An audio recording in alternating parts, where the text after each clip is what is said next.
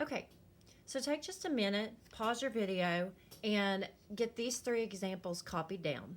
This is combined variation. And so what you're going to be doing, or what we're going to be looking at, is setting up step 1 only in our variation steps, finding the variation rule.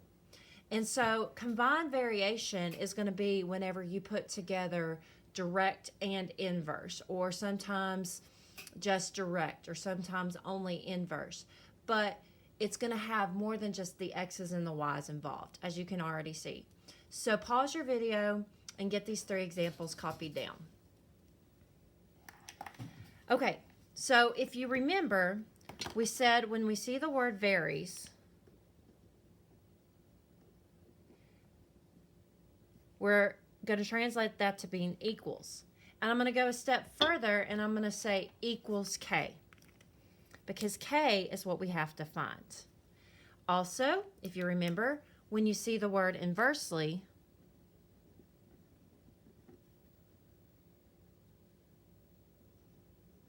that means division.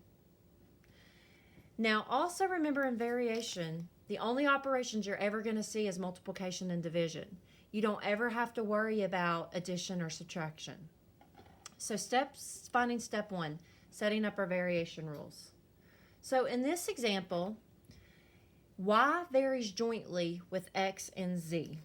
So I see the word varies, and I'm immediately going to translate that to be equals k.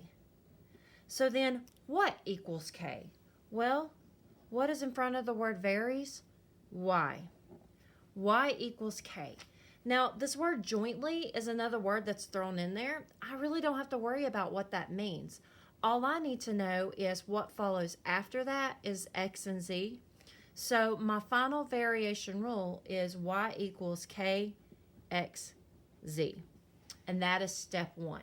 So there's no way you can find out what k is until you have some numbers to sub in to x, y, and z. But our first step for y varies jointly with x and z, our variation rule is y equals k x z. Okay, example 2.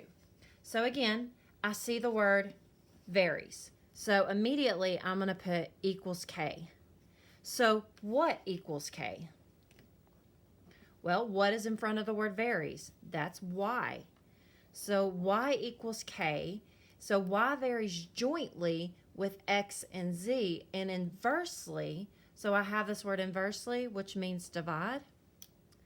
So y varies jointly with x and z. So y equals k x z. Sorry, that's a z. And inversely, so I need to divide. What follows after that? W.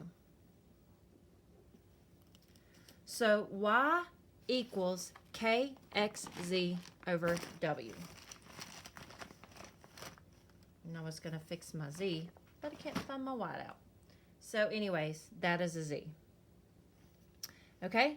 The third one. So again, you see this word varies. So that translates to equals k. So y equals k. So y varies directly with x. So y equals kx. And inversely, so divided by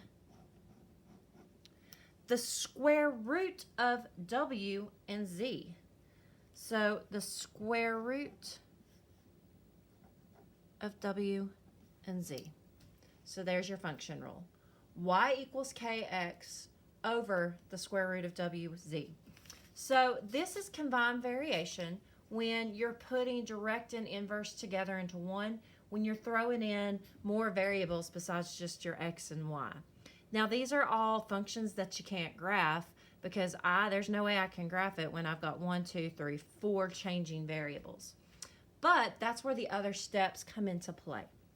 So these 3 examples all contain step 1.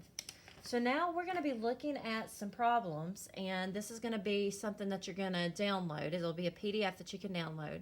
We're going to look at 3 five problems that apply all four of the steps.